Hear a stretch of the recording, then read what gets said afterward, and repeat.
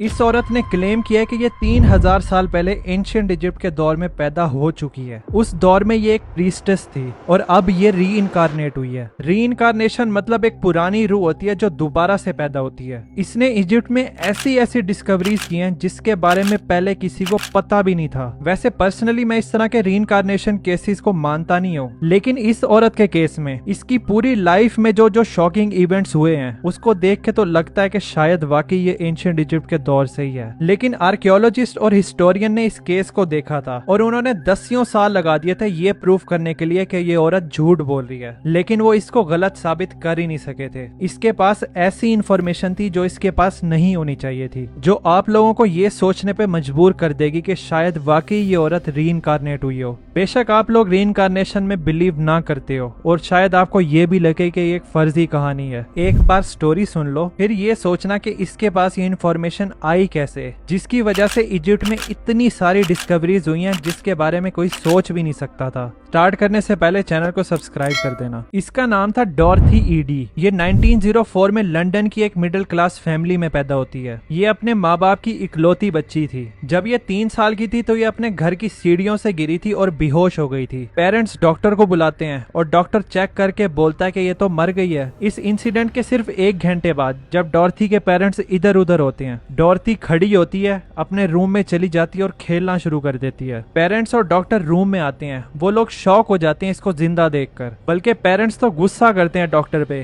कि भाई तू किस किस्म का डॉक्टर है, जिंदा बच्ची को डेड डिक्लेयर कर दिया। डॉक्टर कसम खाता है कि वाकई ये उस टाइम मरी हुई थी। इस इंसिडेंट के कुछ अरसे बाद ही डॉर्थी के बोलने का अंदाज अजीब हो जाता है, मतलब उसका एक्सेंट चेंज हो जाता है। डॉक्टर्स और स्पेशलिस्ट ये बोलते हैं कि डॉर्थी फॉरेन एक्सेंट सिंड्रोम से सफर कर रही है और ये बड़ा कॉमन होता है उन लोगों में जिनको बहुत बुरी हेड इंजरी हुई हो। इसके अलावा डॉर्थी अपने पेरेंट्स को एक ख्वाब के बारे में बता रही थी जो बार बार इसको नजर आता था। वो बड़े बड़े पिलर वाली बिल्डिंग के बारे में बताती है और साथ ही वो एक खूबसूरत से गार्डन में होती है। उसको वो गार्डन बहुत ज्यादा पसंद होता है। उसके फूलों के बारे में बताती है और बताती है कि वो अपने दोस्तों के साथ वहां पर है। डॉर्थी सिर्फ 4 साल की बच्ची होती है और वो इस जगह को अच्छे से एक्सप्लेन कर ही नहीं पा रही थी और ना ही उसको ये पता था कि ये जगह है किधर। बस वो इस गार्डन के पीछे पागल थी जो ख्वाब में उसको बार बार नजर आ रहा था और वो हर वक्त इस गार्डन के बारे में बातें करती रहती थी। डॉर्थी के पेरेंट्स ये नोट करते हैं कि डॉर्थी हर वक्त रोती रहती है कि उसको अपने ख्वाब वाली जगह पर जाना है। अब तो डॉर्थी उसे अपना घर कहने लग गई थी। डॉर्थी की माँ उसको बोलती है कि डॉर्थी तुम घर ही हो। डॉर्थी बोलती है कि नहीं, ये मेरा घर नहीं है, मेरा घर तो उस गार्डन में है, बिल्डिंग के पास। अब होता ही है कि डॉर्थी को डिस्ट्रैक्ट करने के लिए उसके पेरेंट्स उसको ब्रिटिश म्यूजियम ले जाते हैं जिधर बड़े बड़े एंशिएंट इजिप्ट के एग्जीबिशन सेट लगे हुए थे। जब वो इस म्यूजियम के अंदर जाते हैं और डॉर्थी देखती है कि उधर फेरोज के स्टैचूज पड़े हैं, पिरामिड्स की पिक्चर लगी हुई हैं, वो भागकर इस एग्जीबिशन में जाती है और अलग अलग फेरोज के स्टैचूज और फिंक्स के पांव चूमने लग जाती है और वो चीख चीख कर बोलती है कि मैं अपने घर आ गई हूँ, ये सब मेरे ही लोग हैं। पूरे म्यूजियम में इसने शोर मचा दिया था और वो इधर से वापस जाने को तैयार ही नहीं थी। डॉर्थी के पेरेंट्स उसको चुप करवा रहे थे। वो बड़ा एम्बेरस थे क्योंकि सब लोग देख रहे थे कि पता नहीं इनकी बच्ची के साथ क्या हुआ है। डॉर्थी फिर अपने पेरेंट्स के साथ वापस चली तो जाती है, लेकिन इसके बाद उसको ये पता चल जाता है कि वो जगह जो इसको ख्वाब में नजर आती थी वो एंशिएंट इजिप्ट था। तो वो एंशिएंट इजिप्ट के साथ पूरी तरह ऑब्सेस्ड हो जाती है। जब डॉर्थी 6 साल की होती है और उसको पढ़ना लिखना आ जाता है इंग्लिश में, तो वो इजिप्शियन हायरोग्राफिक्स में इंटरेस्ट लेना शुरू कर देती है। वो बताती है कि उसको पता तो है कि ये क्या है, लेकिन वो भूल गई है कि इसको पढ़ना कैसे है। 7 साल की उम्र में डॉर्थी एक टेक्स्ट बुक को देख रही होती है तो उसके सामने टेम्पल ऑफ सेटी द फर्स्ट की पिक्चर आ जाती है जो अबेडोस इजिप्ट में है। जैसे ही वो इस पिक्चर को देखती है तो वो बोलती है यही तो मेरा घर है और मैं इधर से ही हूँ। फिर वो टेम्पल के इस टूटे हुए एरिया को पॉइंट करके कहती है कि यहाँ पर तो गार्डन था, तो सारे दरख्त किधर गए और ये इस तरह क्यों दिख रहा है। डॉर्थी को ये समझ नहीं आ रही थी कि ये सब हजारों साल पुरानी बात है। उसी टेक्स्ट बुक में एक फेरो सेटी द फर्स्ट की भी पिक्चर थी जिसके नाम पे इस टेम्पल का नाम रखा गया था। जब डॉर्थी इस वेल प्रिजर्व्ड मम्मी को देखती है तो वो बहुत ही जोश में आ जाती है और कहती है कि मैं इस इंसान को अच्छी तरह से जानती हूँ।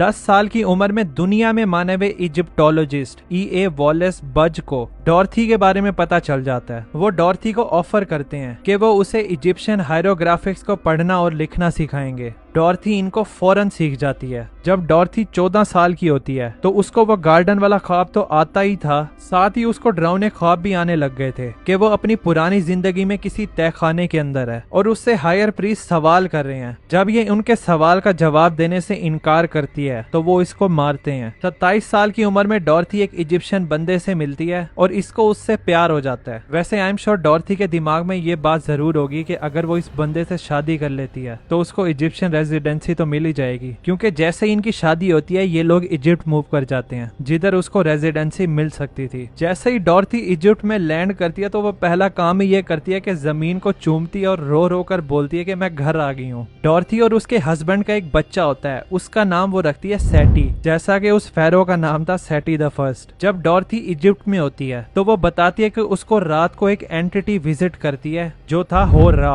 ये फैल्कन की तरह दिखने वाला इजिप्शियन डीएटी था। डॉर्थी बताती है कि ये फेरो सेटी द फर्स्ट की रूह थी। अपने पहले साल इजिप्ट में डॉर्थी रात के टाइम हिप्नोटाइज स्टेट में चली जाती है। वो सो रही होती है, एकदम से उठती है और इजिप्शियन हायरोग्राफिक में तेज तेज लिखना शुरू कर देती है आधी रात को। उसका हस्बैंड उठता था और उसको देखता था इस हालत में, लेकिन वो इससे बात नहीं कर पाता था क्योंकि डॉर्थी बोलती है कि उस टाइम होरा उससे बातें बता रहा होता था और वो उन बातों को नोट कर रही होती थी। असल में होरा उसे ये बता रहा होता था कि पहले वो कौन हुआ करती थी। होरा के मुताबिक ये एक लड़की थी जिसका नाम था बेंट्रेशेट और ये 3000 साल पहले फेरो सेटी द फर्स्ट के टाइम पीरियड में जिंदा थी। ये टेंपल ऑफ सेटी में रहती थी गार्डन के पास। 1 साल तक डॉर्थी ये नोट करती रहती है इजिप्शियन हायरोग्राफिक में और ये 70 पेजेस लिख लेती है जो इसके पहले की लाइफ स्टोरी थी और वो ये है। डॉर्थी के तौर पर पैदा होने से पहले ये एक इजिप्शियन औरत थी जिसका नाम था बेंट्रेशेट। इसके फादर सोल्जर थे और इसकी माँ फल बेचा करती थी जो मर गई थी जब ये 3 साल की थी। इसके फादर इसकी देखभाल नहीं कर सकते थे तो वो इसको टेंपल ऑफ कोमल सुल्तान में लगवा देते हैं जिधर ये बड़ी होती है और बाद में ये एक प्रीस्टेस बन जाती है। 12 साल की उम्र में बेंट्रेशेट को 2 चॉइसेस मिलती हैं कि वो कहीं भी जा सकती है दुनिया में अपनी मर्जी से आजाद होकर। दूसरी चॉइस थी या फिर वो इस टेंपल में ही रहे। ये टेंपल में ही रहने का फैसला करती है। इसके कुछ साल बाद ये फेरो सेटी द फर्स्ट से मिलती है। इसको उससे प्यार हो जाता है। बेंट्रेशेट प्रेग्नेंट हो जाती है। जब इसकी प्रेगनेंसी का पता चलता है तो हायर प्रीस्ट इससे सवाल करते हैं। वो इसको मारते हैं जब ये जवाब नहीं देती। यही सेम सीन डॉर्थी बचपन में अपने डरावने ख्वाब में देखती थी। फेरो सेटी का नाम पब्लिक में ना आ जाए और उसकी बदनामी ना हो, इस वजह से बेंट्रेशेट अपनी जान ले लेती है। डॉर्थी का हस्बैंड तंग आ जाता है उसको बार बार इस हालत में देखते हुए कि वो रातों को जागती है, हिप्नोटाइज कंडीशन में हो जाती है, इजिप्शियन हायरोग्राफिक्स में लिखना शुरू कर देती है। इस सब से वो थक गया था और वो इसको डिवोर्स दे देता है। इसके बाद डॉर्थी अपने बच्चे के साथ दूसरे सिटी में शिफ्ट हो जाती है गीजा पिरामिड्स के साथ। अब क्योंकि इसके बच्चे का नाम इसने सेटी रखा था तो लोग उसको ओम सेटी बुलाने लग गए थे जिसका मतलब था सेटी की माँ। इस टाइम पीरियड में डॉर्थी इजिप्ट डिपार्टमेंट ऑफ एंटिक्विटी में जॉब करना शुरू कर देती है और इसका बहुत ही सक्सेसफुल करियर होता है इजिप्टोलॉजी में। तकरीबन 20 साल तक ये टेंपल ऑफ सेटी द फर्स्ट को रिसर्च करती है और उसकी एक एक चीज पर गौर करती है। सिर्फ टेंपल को नहीं बल्कि उन लोगों को भी जो वहां पर रहते थे, क्योंकि इसके मुताबिक ये भी वहीं रहती थी। 1952 में ओम सेटी जब अपनी 50s में होती है तो उसकी जॉब एबडस में ही लग जाती है। तो फाइनली वो अपना कदम टेंपल ऑफ सेटी में रखती है। वो बोलती है कि ऐसा लग रहा है जैसे मैं यहीं रहती हूँ। टेंपल के एक रूम में वो अपना ऑफिस बना लेती है और सारा टाइम वहीं पर स्पेंड करती है। उसने अंदर एक कोबरा को अपना दोस्त बना लिया था और उसको वो हर रोज खाना देती थी। वैसे तो ओम सेटी की बहुत सारी कंट्रीब्यूशन है इजिप्टोलॉजी में, लेकिन वो चीजें जिनकी वजह से ये हाईलाइट हुई थी वो थी जैसे ये टेंपल ऑफ सेटी में एंटर होती है तो वो उस गार्डन की लोकेशन बताती है कि गार्डन यहाँ पर था, क्योंकि बचपन से तो वो उस गार्डन का ख्वाब देख रही होती है। तो वो बोलती है कि इधर खुदाई करो, यहाँ पर गार्डन मिलेगा। तो वो खुदाई करते हैं तो वाकई वहाँ पर गार्डन था। इसके साथ ही वो ये भी बताती है कि कौन सा दरख्त किधर था, मतलब पूरे गार्डन का लेआउट बताती है और इसकी सारी बातें कंफर्म हो जाती हैं। फिर ओम सेटी बोलती है कि टेंपल की नॉर्थ साइड पर खुदाई करो, वहां पर एक सीक्रेट टनल मिलेगी। वो लोग खुदाई करते हैं तो उधर वाकई सीक्रेट टनल मिल जाती है। किसी को भी इस टनल के बारे में पता चल ही नहीं सकता था और ऐसा हो ही नहीं सकता था कि ओम सेटी को इसके बारे में बगैर किसी एक्सटर्नल नॉलेज के पता हो। इसके अलावा ओम सेटी ने रिसर्चर्स को बोला था कि वो सर्च करें एक स्पेसिफिक एरिया में जिसका नाम था वैली ऑफ द किंग्स। वहां पर एक फॉरगॉटन टॉम है जब रिसर्चर्स उस एरिया में देखते हैं तो वहां पर एक टॉम मिल जाता है जो पहले डिस्कवर ही नहीं हुआ था। इसकी कोई एक्सप्लेनेशन नहीं है कि ओम सेठी को इतना सब कैसे पता चला इजिप्शियन कल्चर के बारे में, जो लोगों को ये सोचने पर मजबूर कर देता है कि शायद वाकई ये रीइंकारनेट हुई हो। वीडियो को लाइक करने के बाद कमेंट्स में जरूर बताना कि आपको इसके बारे में क्या लगता है कि ओम सेठी वाकई रीइंकारनेट हुई है। और वो जो वैली ऑफ द किंग्स में लॉस्ट टॉम डिस्कवर हुआ था वो था फेरो टूटनखामुन का। ये इंसान की हिस्ट्री की सबसे बड़ी आर्कियोलॉजिकल फाइंडिंग थी।